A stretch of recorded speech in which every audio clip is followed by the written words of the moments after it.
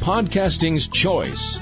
From coast to coast, continent to continent, right here 24/7. PNR.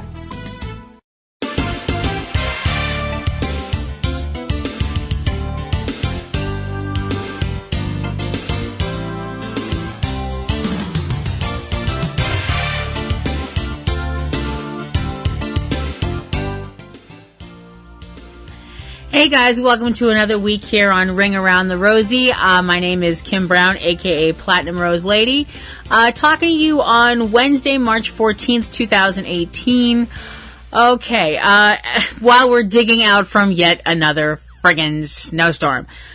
I love New England. I love New England.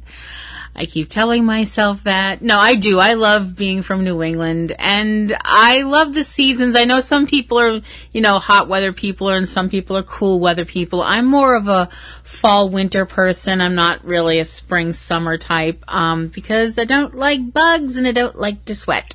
But there's only so much ice a person can take that's not in your drink. We have had our third blizzard. It's completely insane, and now they're saying, oh, we might get another blizzard next week, to which I'm like, stop fucking smiling about it, you smug dick. To the person on the TV, yes, as we've hit the point where we're yelling at the TV. Oh, it's one of those things. Obviously there is a lot to talk about wrestling wise. One thing I want to talk about, serious stuff real quick. Shout out to Big Van Vader, Leon White, who some of you may remember from your time watching wrestling when you were smaller.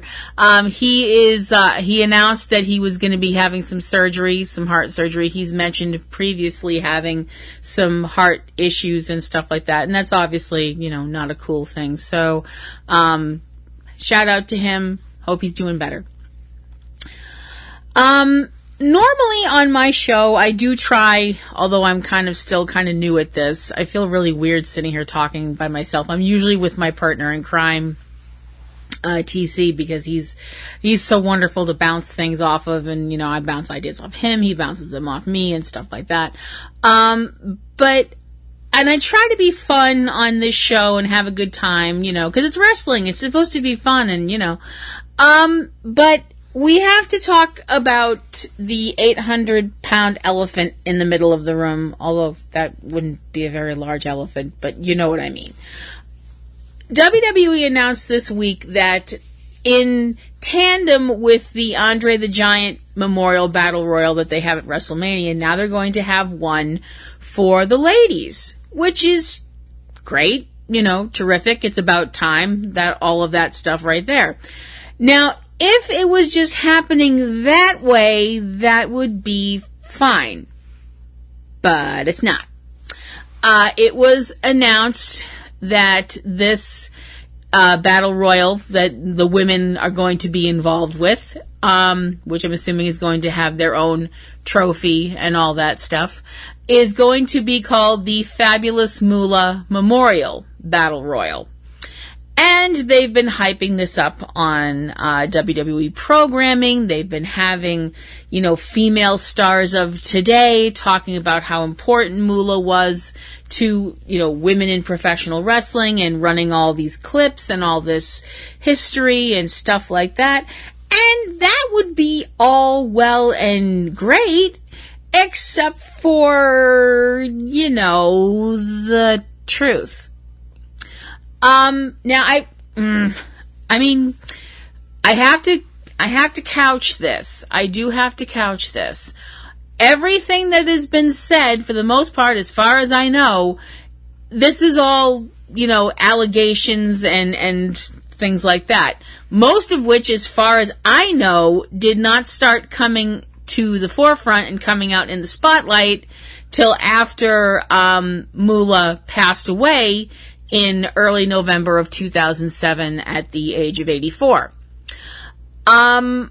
It was alleged by people who had been trained by Moolah and other people involved with wrestling, other ladies and such, including people that, were quite popular in the 80s, female wrestlers like Wendy Richter and Mad Maxine, They have both said that Moolah didn't really train the women at her school, that she would take money to train them, and that other women that worked there would be the ones that trained the new wrestlers, and these women wouldn't be paid for working as, doing additional work as, a separate job as trainers. That and other allegations that go from the, unpleasant, talking about, that Moolah wouldn't, basically she would like charge people for, she would have these women live in apartments that she owned and then charge them rent on top of the money that they had to pay her as, she was training them and all that, so on and so forth. Unsavory things like that. And then you start getting into the really, oh, what the hell kind of stuff.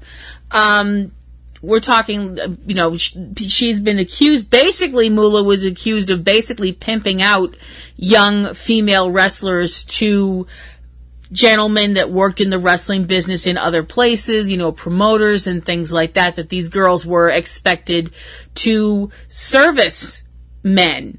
That this was part of their job, and Moolah was behind that. There are, even allegations that she got people addicted to drugs to keep them in line and stuff like that, and keep them tied to her.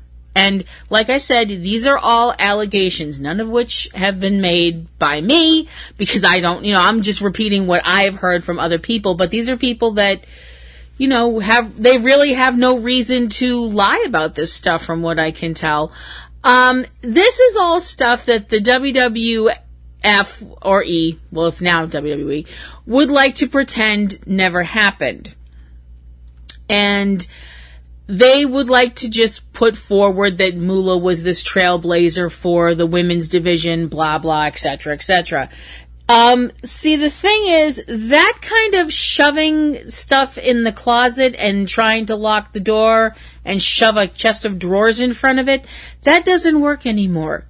It really doesn't. It never really works. Secrets, especially secrets about bad things, they always come out. Always. It may take a while. It may take a very long while. It may even take too long for justice to be done about certain crimes. I am saying this as a Catholic who had to sit back and watch what happened with the whole, sex scandal with priests and stuff like that, mostly in my area, the Diocese of Boston, and watching this going, are you kidding me? This was just horrible stuff. But my point is that sometimes, unfortunately, secrets come out at a point when, the statute of limitations have run out on things, the people involved are no longer living and can't be prosecuted, so on and so forth, stuff like that. For the WWE to just be like, okay, we're going to have this tournament and here's who it's going to be in favor of and we're going to do all this stuff, for them to not expect the fans who are, more savvy than the WWE would like to give them credit for them to think that the fans were just going to sit back and be like, yeah, sure, great, whatever. No. Just no. I don't know how. Let me try it in a couple of other ways. No, nine, yet, nega gay, forget it, no way, not in this lifetime, not happening, and nope. Hi, Dean, hope you get better soon. With all of the stuff going on in the, in the world today, the Me Too movement and all this stuff with that, and people being open about the fact that in the past, they've had to deal with sexual harassment on their jobs and stuff like that. And this goes beyond that. This is beyond that. Way beyond that. And when it was announced that, like I mentioned, when this whole trophy thing, the whole memorial thing, Battle Royal, blah, blah, blah, the internet pretty much lost its collective shit. There have been people howling I mean, howling about this in outrage. And, you know, I am completely like, WTF, you know, about the whole idea that the WWE thought this was a good idea. You know, it really is completely like, are you kidding? Now some people have not in a coming to defense way, but quite a few people have mentioned that, you know, who else were they going to have if they wanted to do a women's battle royal and name it after somebody, there's other people they could have picked. And I happen to agree with that. Some people have been like, oh, but all the people they would have picked, they died because of drugs and stuff like that. To which I'm like, yes, they did die of drugs, and that's very tragic and sad. But they they died of drugs, and that's a terrible thing that they did to themselves. It wasn't a terrible thing that they did to other people. There's a big difference there. Big, huge, enormous difference. You know, other people's names that were mentioned were people like Sherry Martel, even Miss Elizabeth, China, people like that. Okay. Those three other people being mentioned, people like Mildred Burke, which makes perfect sense to me. I myself, me personally, would have preferred somebody like, you know, Manami Toyota or somebody like that, or the Jumping Bomb Angels or whatever, but, you know, that's not going to happen because we can't have nice things. Obviously, China is not going to get any kind of recognition from the WWE as long as Triple H and Stephanie are in charge of stuff. That's not happening for various and sundry and tawdry reasons. I mean, they can trot out, oh, well, we wouldn't want to use China because she got involved with pornography. You know, it's like, okay. You're the same people that had Mark Henry almost get a Hummer from a person that was of, you know, the whole Sammy thing where, okay, fine. But porn is apparently bad. Okay. I'm sorry, 2 words. Val Venus. Okay. So, you know, please don't try and be like, oh, China did porn, we'd never get involved with her or bring her name up again. The only reason why, and you guys know what it is, so we're going to leave that way over there. But please don't treat us like we're fucking stupid. Okay? Sherry Martel. Why not name it after Sherry Martel? I mean, unfortunately, Sherry did lose her life because of drugs, and that's a sad thing. But she was an amazing ring performer. From what I can tell from what I've read about her in the back, she was well liked. You know, I just think that the WWE really, they dropped the ball on this, and the ball broke through the floor, and the floor under that, and the floor under that, and is somewhere rolling around in the basement. I mean, you could have called it the Diana of Themyscira, you know, Memorial Battle Royal or something like that. I would actually think that would be really awesome, but it's because I'm a nerd. I can hear Gallows and Anderson calling me a nerd right now. Yes, I'm a nerd. I would want to name a Battle Royal trophy after Wonder Woman. I'm a nerd. Deal with it. All right. I would love to get your opinion on that. Do you think that all of the outrage is, do you think this is just a case of people being too, you know, I hate to use the word, I hate to use like social justice warrior kind of thing, because my whole thing is if people have a cause, that's their cause. You don't have to be sneering about it. But do you guys feel that people are being too sensitive about this, or do you think this is just a horrible, not the Battle Royal itself, but naming it after Moolah? Do you think it's a horrible idea? Do you think it's in bad taste? Do you think it's just flat out tacky? I'd love to know. PlatinumRoselle@yahoo.com. Please send me some Please send me your opinions. I would love to hear them. And I will definitely read them on the air if you would like me to do so, because I think that would be very cool. So, looking at this past week in pay-per-view wise, we had the WWE FastLane pay-per-view took place on Sunday, the 11th of March, at the Nationwide Arena in Columbus, Ohio. Okay. Not for nothing. This is just me going off on a tangent for just a teensy second, but it's my show, so bear with. Why is everything now named after a business? You know, that bugs the shit out of me. I can't even tell you why it bothers me. It just bothers me. You know, it's like, you know, places used to be called like, you know, the Spectrum or the, you know, or the Center or the Garden or whatever. And it was just something everybody knew where you were talking about. Now it's like, you know, the Dunkin' Donuts Center or the Kodak, you know, Stadium or whatever, or Staples Center, blah, blah. I don't know. It just sounds so soulless to me, but I guess I'm probably just hearkening back to a time when some of you may not remember because you're young and fresh and I'm old and broken down. I don't know. Anyway, moving forward, we're over here now. At the SmackDown show, it was a SmackDown pay-per-view. In the pre-show, we had Breezango, the team of Fandango and Tyler Breeze, teaming up with Ty Dillinger to take on Chad Gable, Shelton Benjamin, and Mojo Rawley. The match was won by Ty Dillinger performing a tiebreaker on Mojo to get the win for his team. That was on the pre-show. The actual show kicked off with a match that I was like, what the fuck is this doing being the opening match that actually kicks off the show? What the hell? Match between Shinsuke Nakamura and Rusev. What? I'm sorry.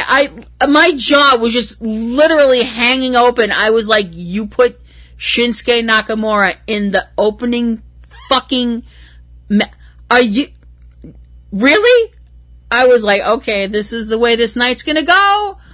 All right. Okay. Of course, amazing match. Really great work from both people involved. The result being Nakamura winning after performing the Kinshasa on Rusev to win.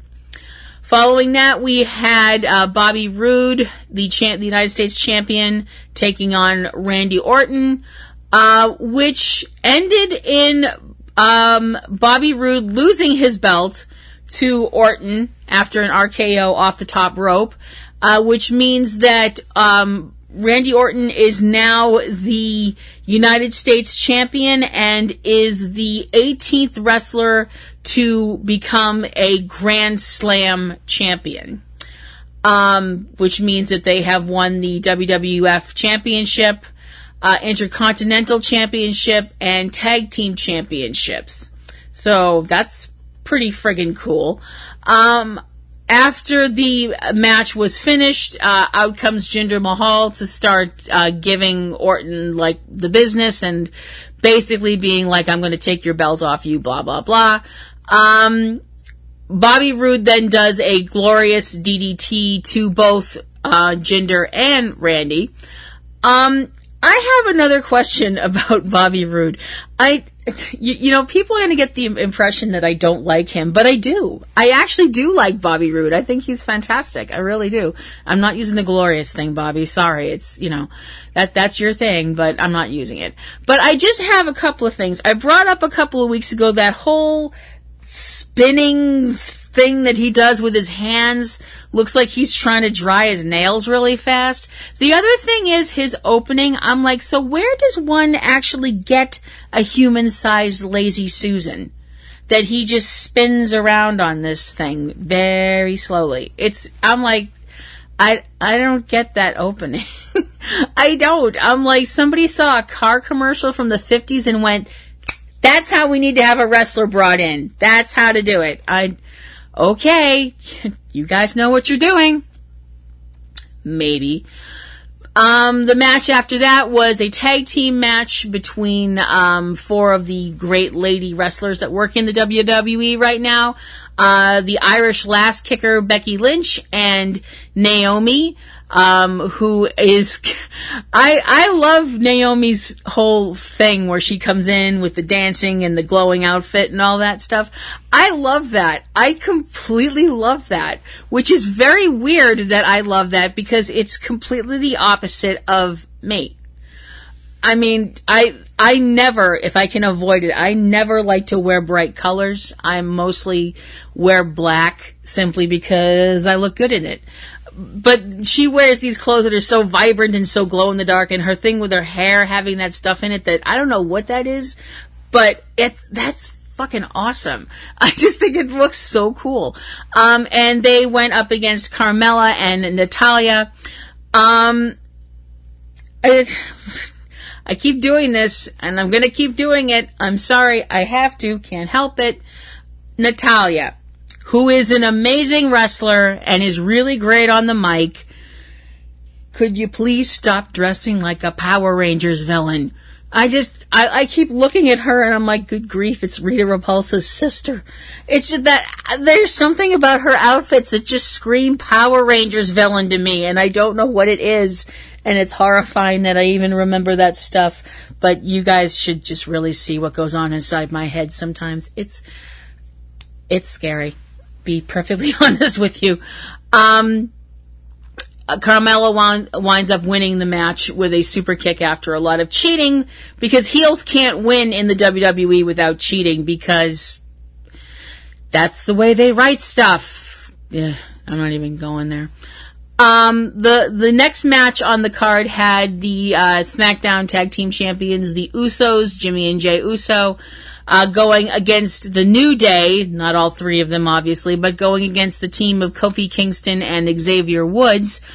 The whole thing was a really great match. It was really going well. A lot of high flying, a lot of great shots and spots and everything like that. And then the fucking Bludgeon Brothers have to show up and beat the friggin' shit out of everybody and get the whole thing, termed a no contest, and Xavier Woods gets carried off on a stretcher, and I'm like, gosh, motherfucker, damn it! I hate shit like that. I hate it. It's lazy, it's sloppy, and I know, yes, we're doing this to establish that, aren't the Bludgeon Brothers a bunch of big scary people? No, they come off as a bunch of bullies. I mean, maybe that's what they're going for, I don't know, but I'm like, these two teams almost beat each other half to death, and then you decide to come out and stomp on them some more? I'm sorry, that doesn't make me think of you as a tough guy. That makes me think of you as an opportunistic dick. But nobody asked me. Charlotte Flair was in the next match with her defending her belt, SmackDown Ladies Champion, against Ruby Riott. And while the match was going on, the other members of the Riott Squad, Liv Morgan and Sarah Logan, came out to help Ruby, which brought out Becky Lynch and Naomi to try and even up the playing field. And the referee would wind up chucking all of them out. So I'm like, so nice to see you, ladies. Bye-bye now, is that kind of a deal, I guess. The end of the match saw Flair keeping her belt by making Ruby submit with the figure 8 leg lock. Then shit got real interesting because Asuka came out, which, to the ring. Calm down, I didn't mean it the other way. I really shouldn't joke like that because Asuka is one of the few women on this planet that actually terrify me. I have sick, mad respect for Asuka because I am deeply afraid of her. I was like, Asuka's here. Wait, why is Asuka here? Asuka came down to the ring, and as the lady that won the Women's Royal Rumble match, she is saying that she intends to challenge Charlotte Flair for the Women's Championship at WrestleMania 34, and I was like, what? I think, like most people, I figured that she was just going to show up at WrestleMania 4, dismember Alexa Bliss, and walk out with the belt, which would have made me deliriously happy, but But instead we're going to get a match between Charlotte Flair and Asuka, which somehow even makes me more happy because it's going to be fucking amazing because it's fucking Asuka and fucking Charlotte Flair. So, that's obviously holy fuck. It's like, wow. Did I mention this show isn't safe for work? I hope I did. The main event of the evening was the 6-pack challenge match, which saw AJ Styles putting his WWE Championship belt up against John Cena, Kevin Owens, Sami Zayn, Baron Corbin, and Dolph Ziggler, and possibly Ernie the Popcorn Guy. No, I'm just kidding. No, Ernie wasn't in the match. It was... I don't know how I feel about these, 89 people matches. It's entertaining and it's exciting and it gets a whole bunch of people involved and that's nice. On the other hand, you've got 9 kabillion people out there and it's kind of a clusterfuck. Because you don't know where to look. I feel terrible for the people who are actually at these shows live, because half the time they probably can't see what the fuck's going on, because you've got 2 guys fighting over here and 2 guys fighting over here, and then you might have these guys fighting behind you in the back, and there might be some people that are over in the, the section over by the ring entrance or something like that, and, everybody's friggin' everywhere. I did think it was interesting that at one point we had John Cena on the mat and everybody else is just kicking the living shit out of him. And I'm like, wow. And of course the audience loves it. I'm like, charming. We didn't have the whole evening go as smoothly as possible though, because we had Shane McMahon, who came down to ringside as the commissioner, I guess. No Daniel Bryan on the show, the pay-per-view, which I was like, oh, okay, fine.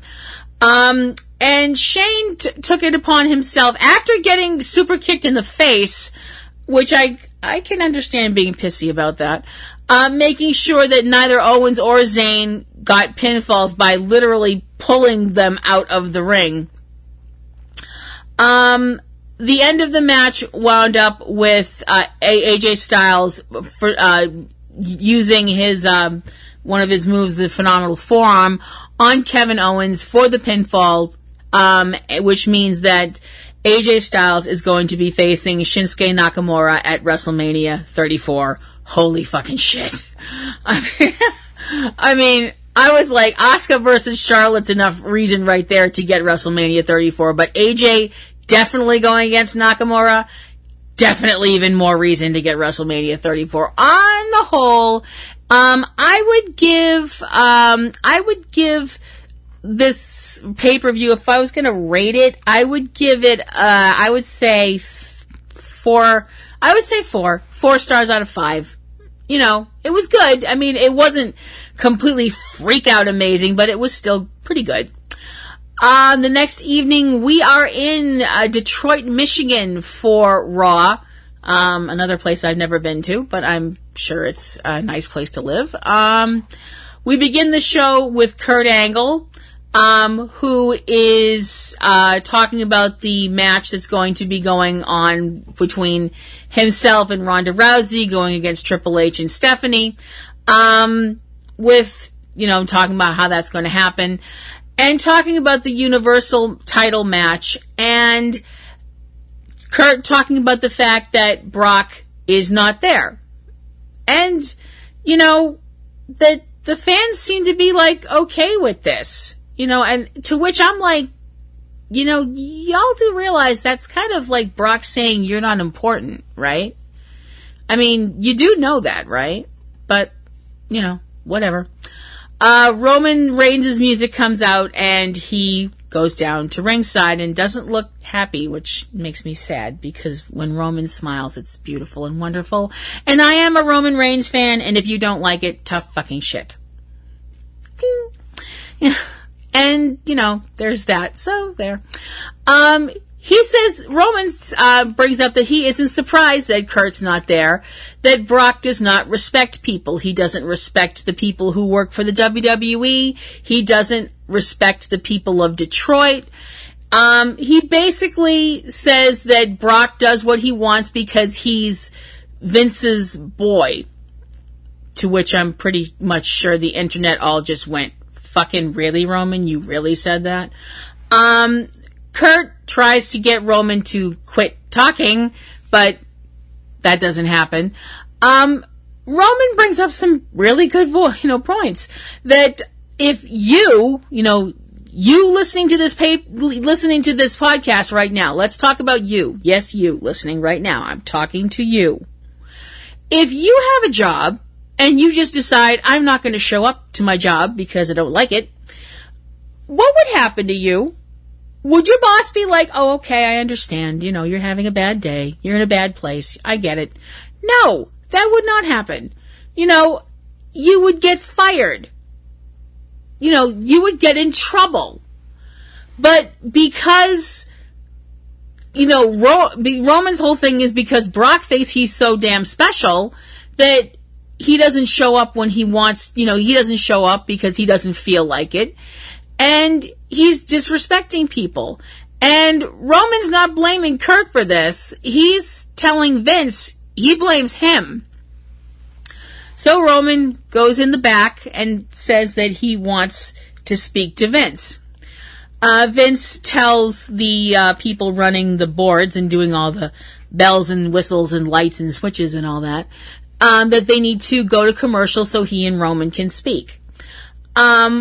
We come back from commercial and we see the lovely and talented Renee Young, and she's talking about what happened during the commercial, and she mentions that things have settled down. We see Roman going out of Vince's office and does not stay to talk to Renee. Vince comes out and says that Roman has been suspended, and temporarily. Vince also says that Brock will be there next week. After Vince said Roman had been temporarily suspended, that was just, anything after that to me was white noise. I'm like, I don't care if fucking Brock Lesnar falls in a fucking volcano. You don't let me have my Roman Reigns fix. I am not fucking happy. And if I ain't fucking happy, ain't nobody fucking happy. There's a reason my spirit animal is a bear, I think. I'm pretty sure my spirit animal is either a bear or a Godzilla. I'm not entirely sure which. I don't know if you can have more than one spirit animal, but anyway. Moving forward, we get the first match of the evening, which is Sonya Deville with Paige and Mandy Rose with her, going against Sasha Banks, who has Bayley with her. The winner of the match is Sasha Banks after giving Sonya the bank statement, and she winds up tapping out.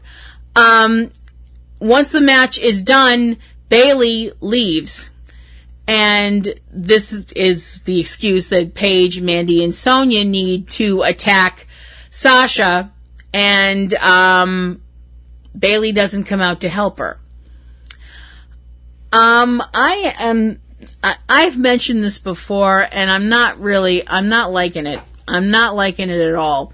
If somebody has to turn heel in this whole Bayley versus Sasha thing, I don't want it to be Bayley. I like Bayley. It's not that I don't like Sasha, but I saw it when I kind of drifted away from wrestling and drifted back. When I started drifting back again and paying more attention, Sasha was a heel, and she's good at it. I don't want to see Bayley be a heel. I don't have a problem with Bayley being hurt or having hurt feelings. I don't have a problem with that.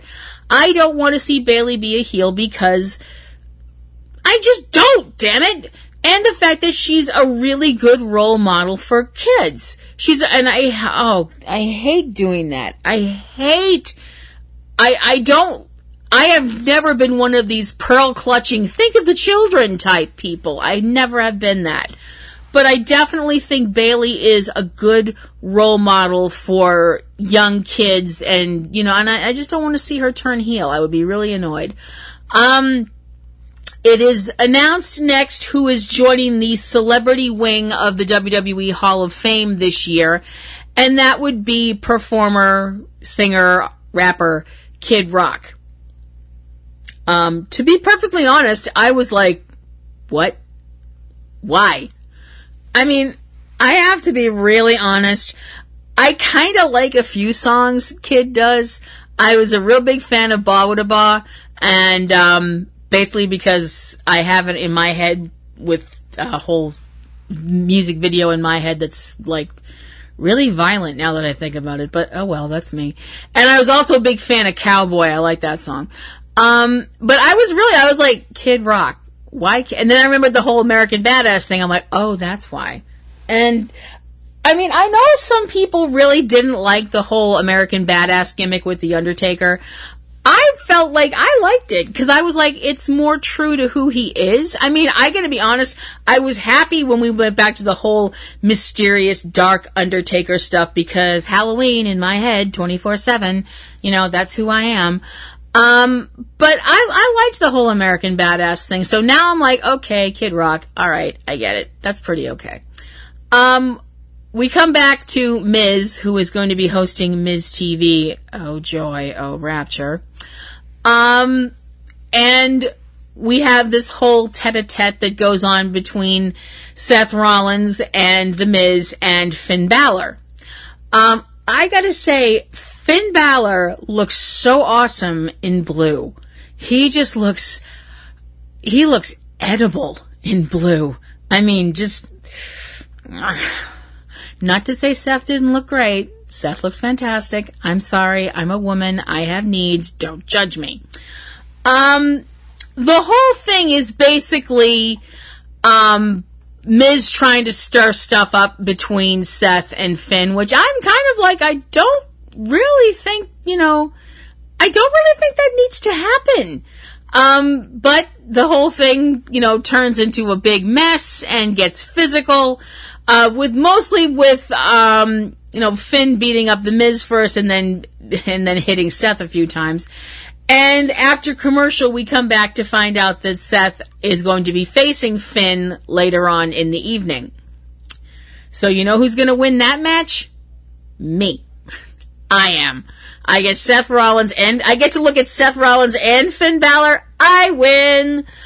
Following that up, we get Sheamus and Cesaro coming out to the ring. Again, oh joy, oh rapture. They are supposed to be facing Bo Dallas and Curtis Axel, who jumped them before the bell rings. The whole thing just turns into a complete craziness. The thing is, it's supposed to be a non-title match between The Miz, Taraz, and Sheamus and Cesaro, and then all of a sudden, friggin' everybody comes out. Dash Wilder and Scott Dawson come out, Gallows and Anderson, Rhino and Heath Slater, and Titus O'Neil and Apollo. I mean, the whole thing looks like the frickin' running of the brides at Filene's basement. And if you remember that, congratulations, you are from New England and you are old. It completely turns into a total clusterfuck. And, Sheamus winds up, in between like all the flailing limbs and stuff, Sheamus is up on the stage area and Cesaro's now out in the crowd. I was like, okay, well, that's great. Now what? So it's one of those kind of, okay, we're just going to see what happens next kind of deals. But, I have to be honest. I thought it was fun. I mean, a little bit insane, but fun all the same. Following that, we have John Cena coming out to the ring, getting the enthusiasm from the crowd that he always does. And John starts talking about, how he's been, on his road to WrestleMania and how nothing seems to be working out the way that he wants it to. And he's basically says that if he has to, he's going to be a fan. he's going to go out in the audience, and he actually goes out in the audience, gets a drink for a beer from a fan, and, it was actually kind of funny. I liked it. And basically talking about how he wants to fight The Undertaker. And he says how he was told that it wasn't going to happen even if the fan that he is wants it.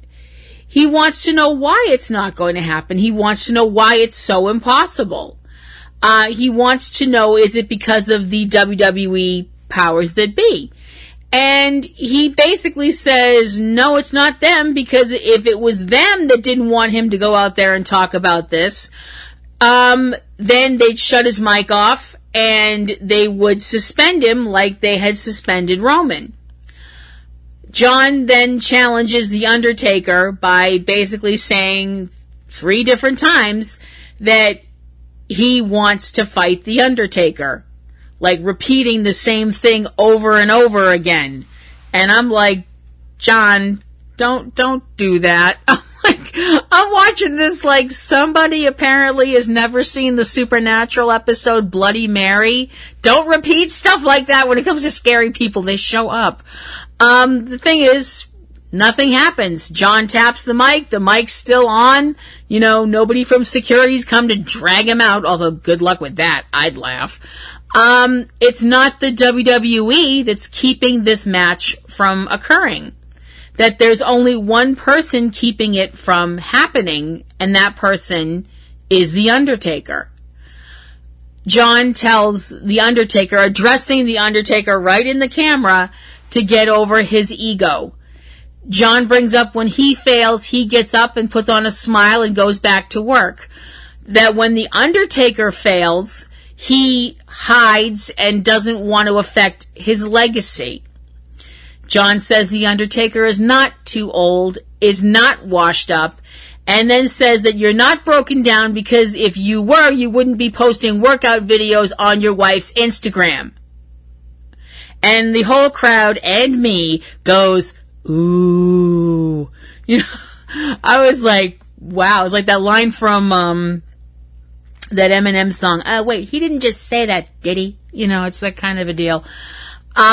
He continues on saying that the only one keeping the match from happening is The Undertaker, and calls The Undertaker a self-serving egomaniac. And I just sat there like somebody had just slapped me in the face. I was like, dude.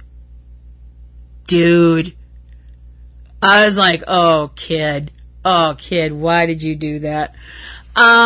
John asks everybody if they'd like to see The Undertaker kick his ass at WrestleMania. I'm like, yeah. John says he wants to know if the audience wants to see The Undertaker tombstone him at WrestleMania. And I was like, well, now I do. And he said that he was looking forward to seeing The Undertaker try to do that. He says that he's either going to be at WrestleMania as a fan and it'll be a party, or he's going to be going as The Undertaker's opponent. And that if he was The Undertaker, he would want one more match, which of course starts the one more match chant from the audience. John, kid, I'm just watching this going, I'm just remembering a saying that my mom said to me when I was a very small psychopath. Be careful what you wish for, because you just might get it. After commercial, we come back and we have Kurt Angle in the back being bitched at by Sheamus and Cesaro, who are whining that they don't feel safe on Raw and blah, blah, blah. And, they want to be traded to SmackDown, that they've heard that there's going to be a big shakeup after WrestleMania and that they want to go to SmackDown so they can get challenging opponents like the Bludgeon Brothers or the New Day or the Usos. They even say they'll take on Breezango. I'm like, Breezango actually has more of a fan pop than you guys do, so I wouldn't say it like even, just saying. Kurt says he's not going to trade them, but he does say there's going to be a big battle royal tonight between the tag teams to determine who is going to face them at WrestleMania. We get a look at what happened last week in the Symphony of Destruction match between Braun Strowman and Elias, including Elias trying to run out of the arena like a little bitch, and Braun Strowman winning after dropping a piano on Elias, which is probably the strangest thing I've said all day. We see Elias in the ring, and he has on a neck brace, and somewhere Joel Gertner is calling a lawyer about gimmick infringement. Elias starts saying his whole "who wants to walk with Elias" shtick. I would rather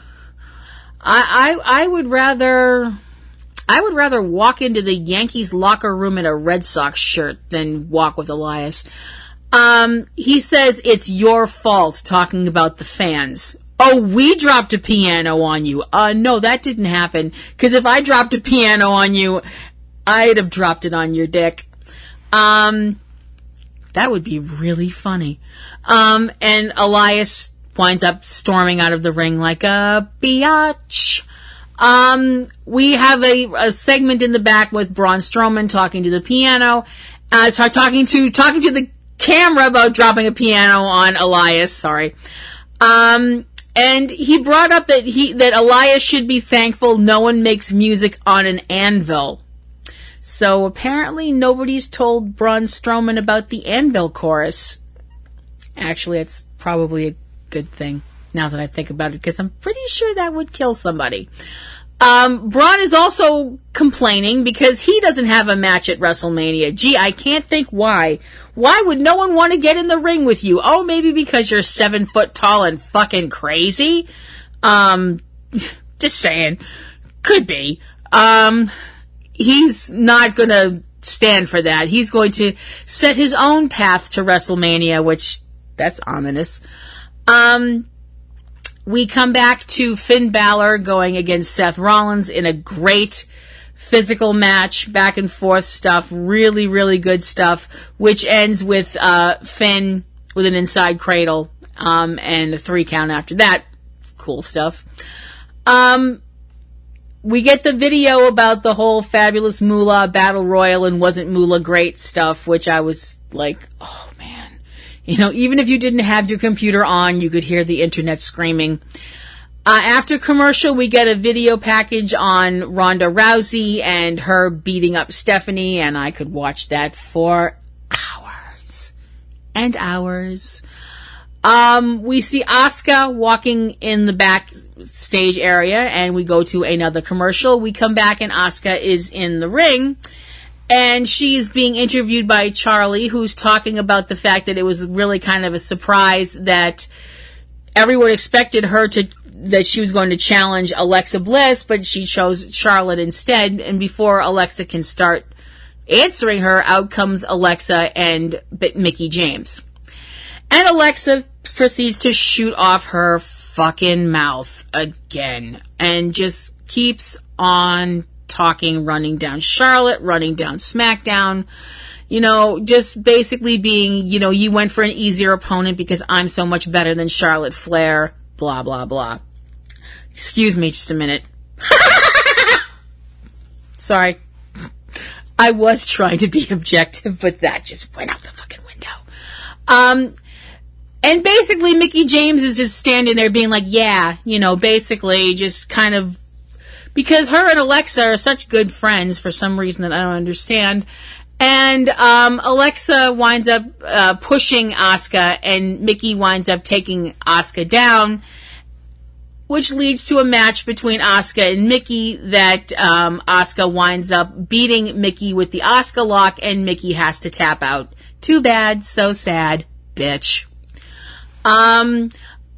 Alexa wants to know where Nia Jax was, because earlier on she was trying to make out that the person that Asuka was going to be facing was Nia, and she never showed up.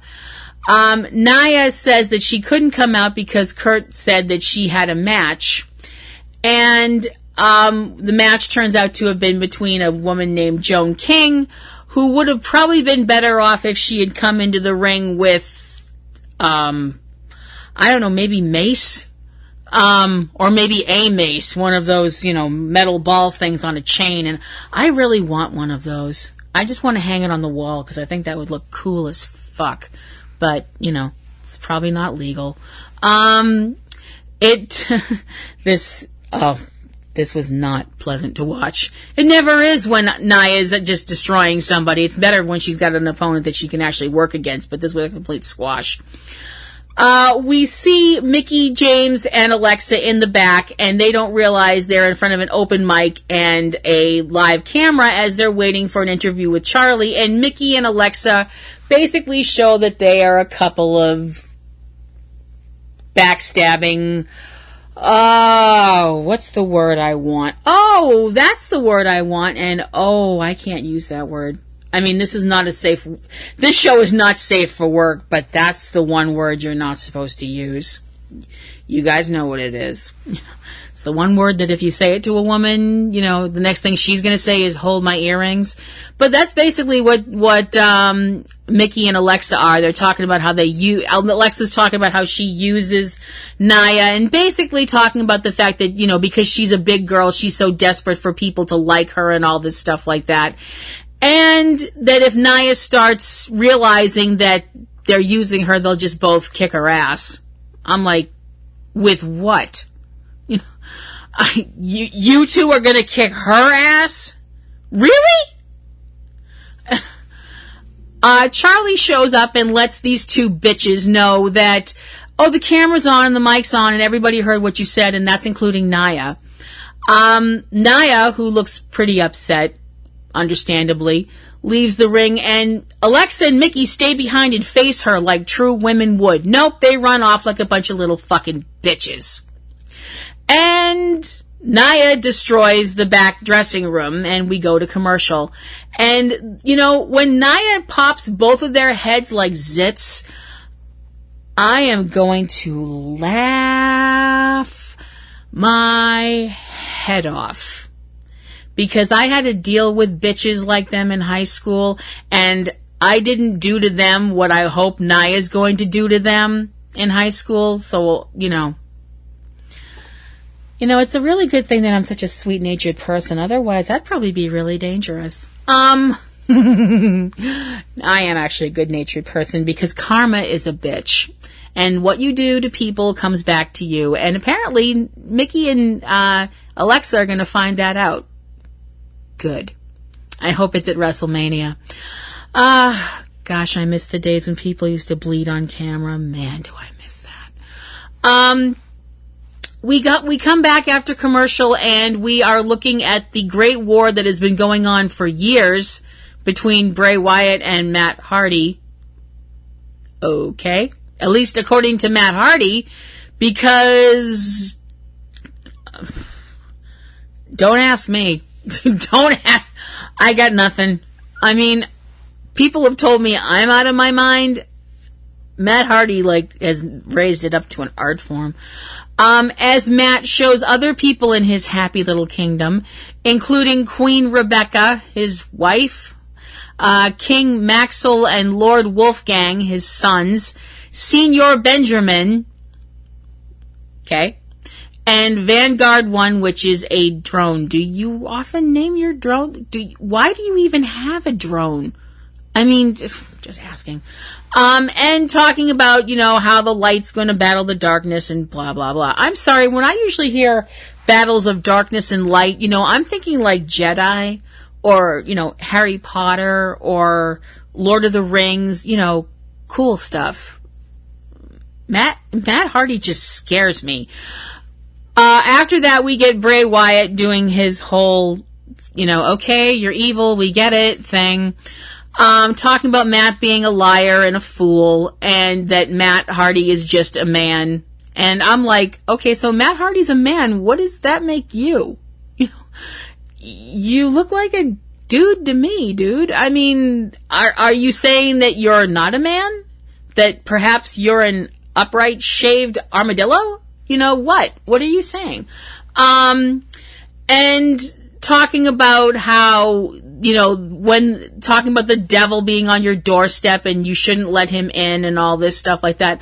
I'm like, Bray, I think you're thinking about vampires, but, that's the whole, vampires can't come in unless you invite them. This is what happens when, horror movie fans watch wrestling. The thing is, it starts getting very friggin' serious and very friggin' dark. Matt has obviously invited Bray to the Hardy compound to face in the ultimate deletion match. I still say that sounds very Germanic and not in a good way.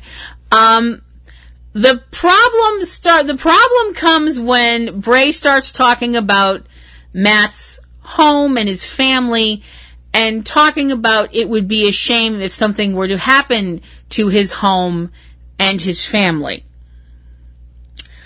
Oh boy. There are a few things I have found in my 40 years as a human being. There are a few things that I have found that will really, really, really turn a man into a fighting tiger. And one of them is going after a man's family. Or even mentioning going after a man's family. That's kind of stupid. That's really not smart, Bray, but considering your fashion choice and your hairstyle choice, bad choices seem to be kind of a thing with you, dude. Just saying. We have Kurt Angle in his office talking about the fact that he knew Bray was nuts, but wondering what happened to Matt Hardy. That a lot of us are worrying, thinking about that, Kurt, and I'm leaning toward the brown acid. I'm leaning towards somebody took some of the brown acid. Never take the brown acid, man. It's not cool. Kurt says that because both Matt Hardy and Bray Wyatt are on Raw, they will need a Raw referee for this ultimate deletion match. And so he asks one of the referees to be the referee for the match, and the referee rightly asks if he's done something wrong. And I don't blame him. I'm flashing back to an Animaniacs episode. Are we being punished? Yes. Just totally flashing back. Kurt says, no, that's not what happened. But he knows it's going to be complete friggin' chaos. And he wants both Matt and Bray to come back on Raw. And both of them be in one piece. Notice he didn't say anything about the referee being in one piece. If I was that referee, I'd be very nervous and maybe call your mom and tell her you love her, dude. After commercial, we return and we see the whole thing that happened with Roman earlier in the evening. Following that is the tag team battle royal for the winner getting a match between Sheamus and Cesaro at WrestleMania for the tag team belts that are held on Raw. In a match featuring Gallows and Anderson, Titus O'Neil and Apollo, Dash Wilder and Scott Dawson, Bo Dallas and Curtis Axel, and Rhino and Heath Slater. Now these are all the tag teams that are supposed to be in this match. Before the match even gets going, there's another tag team. The tag team of Braun Strowman and his invisible bunny rabbit partner, Harvey. No, I'm just kidding. I'm just kidding. Harvey wouldn't show up for something like this. No, Braun comes out and he's basically like, fuck you, I'm gonna be in this match. And Braun, after the other wrestlers are like, the other wrestlers in the ring are like, fuck you, get out, and Braun's like, fuck you, I'm in, and he tells the referee to, get the bell rung, and the referee gets the bell rung, because the referee's not going to tell Braun Strowman no, because Braun Strowman will bite his head off, and I don't mean yell at him. What follows turns into a complete insanity, with the teams fighting against each other, and fighting against Braun, mostly fighting against Braun. And the end of it sees Braun in the ring with Carl Anderson, and Braun winds up beeling Anderson out of the ring over the top rope to the floor. So the winner of the tag team match and going to WrestleMania to challenge Cesaro and Sheamus is Braun Strowman. Just Braun Strowman. I mean, there's enough of Braun Strowman to make two people, and that's not me saying Braun Strowman is heavy, because goodness knows I like my head where it is, and I don't want to get it bit off. It was a crazy show. Crazy show. The next evening, we have SmackDown coming to us live from Indianapolis, Indiana, someplace I actually have been. So this is neat. I've actually went to Indianapolis, Indiana quite a long time ago to visit family, and I found it to be quite the charming place. So we begin with, showing what happened last evening the evening before, I should say, at FastLane, because that was a SmackDown pay-per-view. And AJ Styles coming down to the ring, not looking terribly worse for wear. I mean, he wasn't dancing down to the ring, because I don't think any of us want to see that. But, he had all his fingers and toes, so that's a good thing. AJ talking about the fact that he has a match coming up now at WrestleMania with Shinsuke Nakamura, calling it a dream match, and he's not wrong. Which eventually brings out Shinsuke Nakamura and his theme music, which is the best theme music in the WWE right now, and I will fight you on that. I think I love Shinsuke's music. His music sounds like it should be in a wuxia movie, and it's just, I love it. It's so beautiful. Nakamura tells AJ that, he says that, everyone likes AJ because AJ is the champion. I wouldn't entirely go that far. I mean, people like AJ because he's an awesome wrestler. Nakamura brings up that everybody likes him as well, which is also true. He says he respects AJ, which is nice, and that dreams come true at WrestleMania, and that his dream is a knee to the face and him becoming champion. That's nice. My dream usually involves Jared Padalecki and a bucket of strawberries, but, I don't feel like I need to tell that on national TV, although I just said it all over the interwebs. Hi, Jared. Call me. We have Rusev's music playing, and he comes out to the ring with Aiden English, because we can't have nice things. Come back from the commercial. Nakamura is at ringside and watching the match intently without a headset on. Which, I mean, I'm not saying that Nakamura is a bad interview, because he's not. In Japanese. I've heard him give interviews in Japanese, and he's great.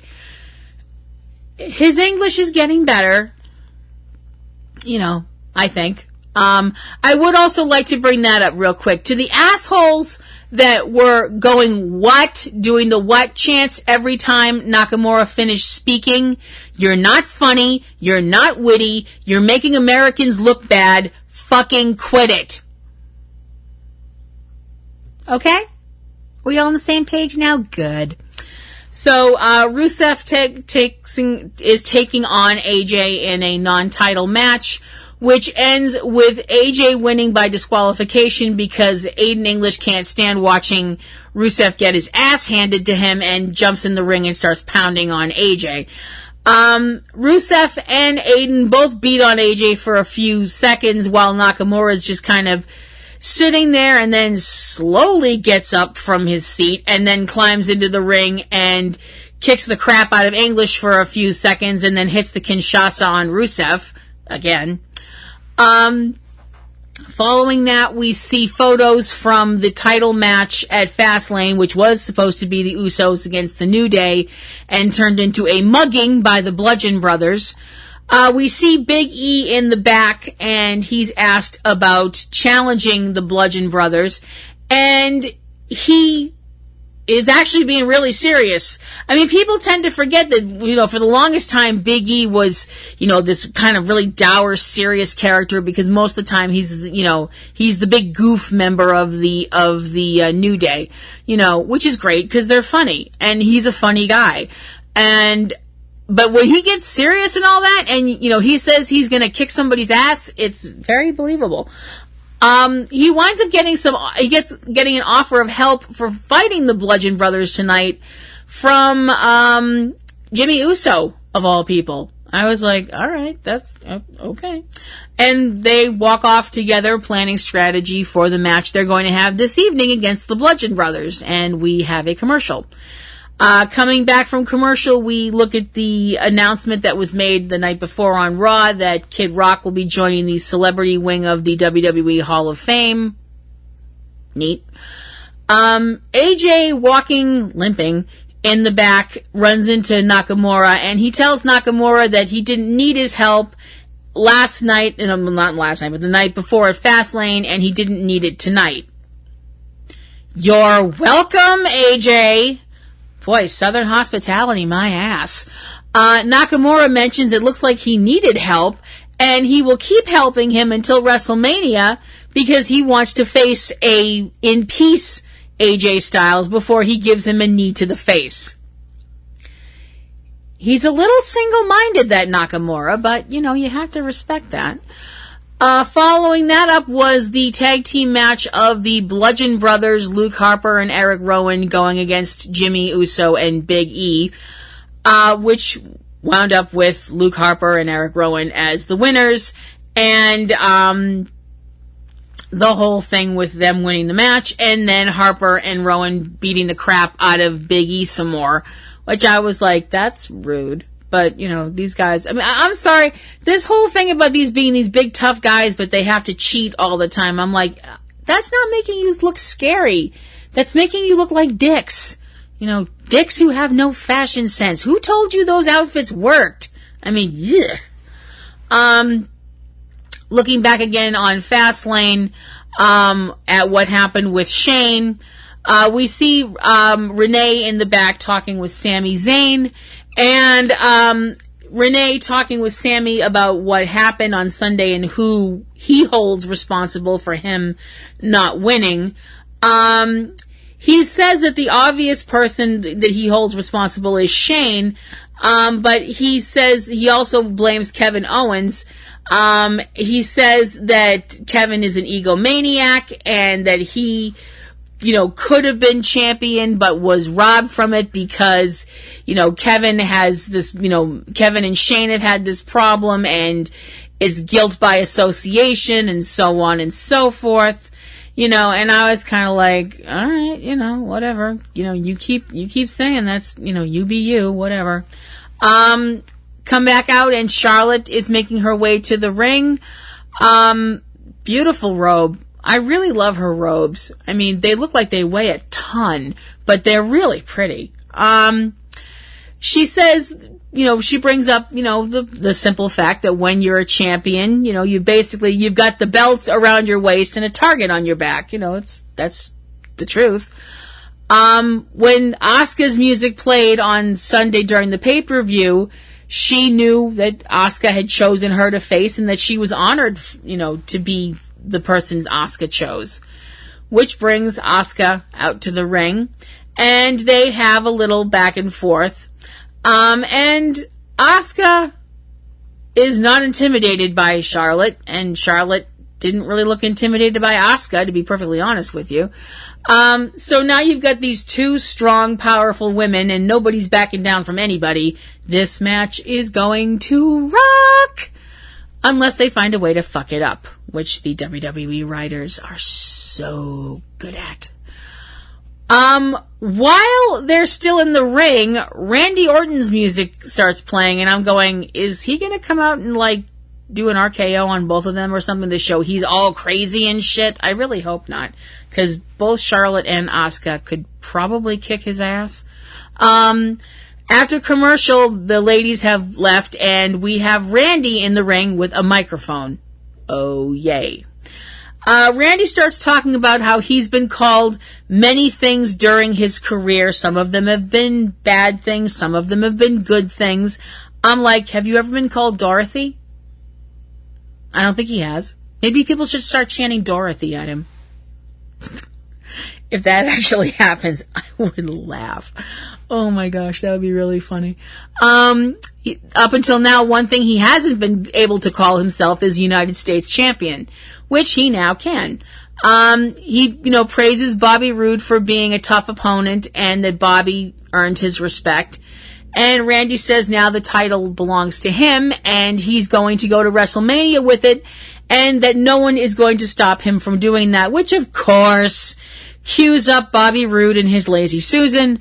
And if you don't know what a Lazy Susan is, ask your parents.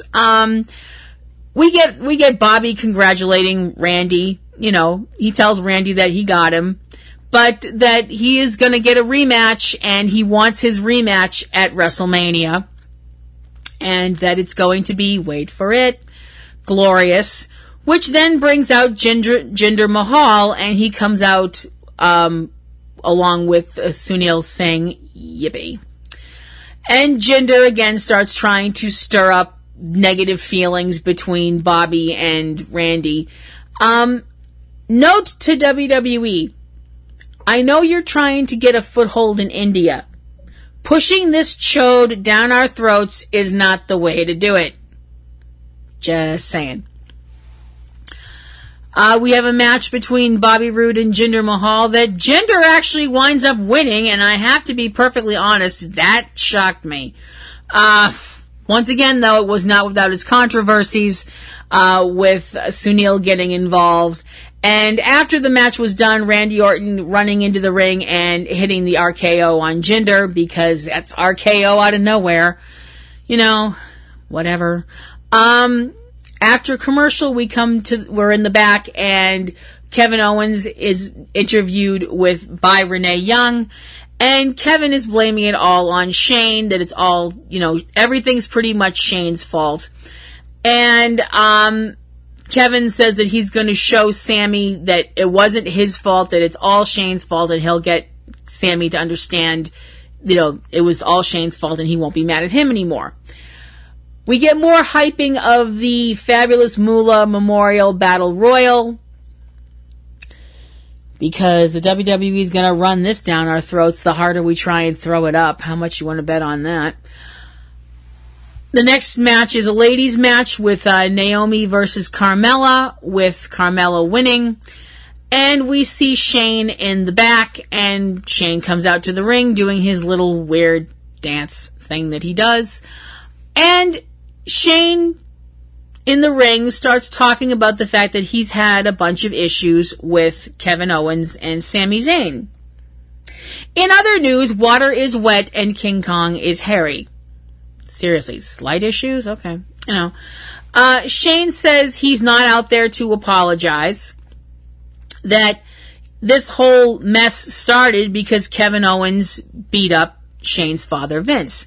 And Shane asks the audience what you would do if your father was being attacked by somebody like Kevin Owens. Now, I won't speak for anybody else, but to be perfectly honest, Shane, if Kevin Owens had headbutted my old man, I would have said, hey, thanks, let's go for a beer. But that's me and my daddy issues, and we won't go any further with that. Of course, that whole, thing led to the match between Shane and Kevin at Hell in a Cell, Shane's traditional jump off something big. And that because of Sami Zayn's actions, he couldn't get back at Kevin. Shane says his emotions went a little crazy and that he shouldn't have, what he did was not, you're a commissioner, you have certain standards, and he really didn't act the way he should have. Shane says Daniel Bryan will be back on SmackDown next week, and Shane says he is taking an indefinite leave of absence from being the SmackDown commissioner once this evening's show is over. But before he goes, he's going to make a match for WrestleMania with Kevin Owens facing Sami Zayn, which brings out Kevin Owens. And then a few minutes later, this brings out Sami Zayn, and they wind up beating Shane half to death. I mean, really kicking the crap out of him, including dragging him in the back and doing a power bomb on some tables in the back, and then we go to credits as we see Shane lying there in a heap on the ground.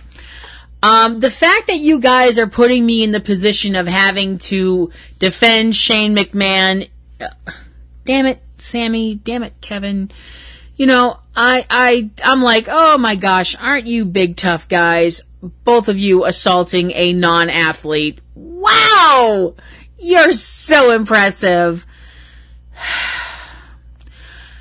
Anybody else have the feeling, okay, Shane's taking the indefinite leave of absence as WWE commissioner and now is going to come back as WWE performer, and who wants to make a bet that the match at WrestleMania next week, thanks to Daniel Bryan, will wind up being a three-way dance between Kevin, Sammy, and Shane? Anybody? Anybody want to take that bet? Yeah, that's what I thought. So that is going to wrap up my show for this week. I hope you enjoyed it. If you have any remarks, like I said, please send them to me at platinumroselle@yahoo.com. You can follow me on Twitter if you'd like, over at platinumroselady@twitter.com. You can also find me over on fanfiction.net for some of my writing. Search in the authors section under Platinum Rose Lady and you'll find my stuff there. If you are interested in the other shows that me and the little island of misfit toys that I'm involved with do, I hope you will check them out. The other show that I have that's a solo show of mine is called Platinum Rose's Garden, which is my Supernatural podcast. I talk about the week's episode of the CW show Supernatural, of which I am a huge fan. And I hope you will check that out over at PlatinumRosesGarden.com. TC and I have a movie podcast called Subject Cinema that we really love doing. This month is Masochistic March, where we look at bad movies, and this month, this month we are looking at Star Wars knockoffs. Talk about pain. We just got finished watching Message from Space, and that's our newest podcast. Hope you'll check that out over at subjectcinema.com. We have a list show called Front Row 5 and 10, where we do lists, and the lists are everything about movies and music and books and comics and everything in between. This past week, we each did a top 10 list of our lists of the most pretentious movies, so I hope you'll check that out. TC has some solo shows that he does as well, including Tuesday Digidex and 3 Minute Weekend. Those are his shows where he's looking at new releases coming out, new stuff to movie theaters and to on-demand and DVDs and all kinds of cool stuff like that, so you can look to where you'd like to spend your money. And he has a solo show as well, Catastrophe Vortex. He is a big fan of disaster movies, and he's very knowledgeable about that stuff. So I hope you'll go check that out over at Catastrophe Vortex. And there are other shows that are part of our little family, including Cavebabble from Eric and Valerie, and Comic Grotto from Aunt Bee and Pee Wee. And there's also a really great show that we did online, all of us together, a audio play called Manhattan Hammerdown, which is in celebration of the 10-year anniversary of the release of the movie Cloverfield. So please Google Manhattan Hammerdown and take a listen. It was a labor of love. It involves all of us, and I hope you'll check it out. Don't forget to like, share, and subscribe to our shows. And I would like to say, before I head out of here, very happy birthday to my dear, sweet, long-suffering husband, TC, whose birthday is tomorrow, March 15th. Happy birthday. Mwah! Love you. You're the best. And so this is Kim Brown, a.k.a. Platinum Rose Lady, signing off for another week here on Ring Around the Rosie. I'll catch you next week. Bye.